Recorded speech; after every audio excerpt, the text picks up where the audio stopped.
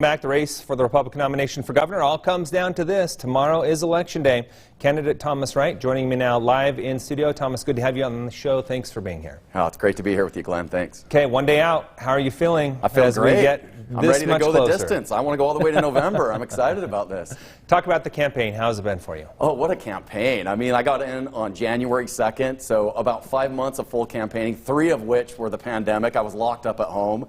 Had to take the campaign plan, put it in a drawer, and create a new one. But you know what I've learned? Utah's an incredible place. We have the best people from top to bottom, rural Utah, urban Utah. What an amazing place for us to live. Utah is the brightest star on the flag and will continue to be, and I'm just couldn't be more honored to run for governor, and I sincerely ask for everybody's support. Boy, no doubt about that. All the rules to the game changed halfway through. We could have never seen that coming. No, it's crazy. I mean, if you just said create the most wild scenario you can think of, I don't think anybody could have thought up the pandemic, just everything that's happened, earthquakes. But you know what? It's the beauty of life, being adaptable, being agile, adjusting to the situation. I think the voters have really seen who the candidates are.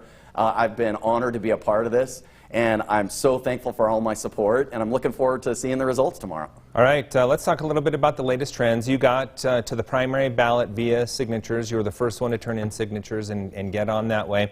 But the polls have had you lagging in as of late, but you have seen a surge. So what do you make of those trends as now we come down to crunch time?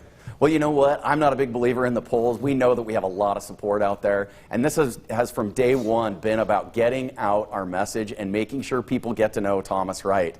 And they've gotten to know me and my message, and I will tell you, I'm running against 3 professional politicians that have made a lot of promises about fixing problems that have been ongoing for a really long time. So if voters want to continue that, they have 3 great choices. But there are a lot of people that want something new, that know I have the political leadership experience and the business executive experience to make the tough decisions, to make the tough budget cuts, to look at our tax structure, to improve our public education system, and they're excited about Thomas Wright's candidacy.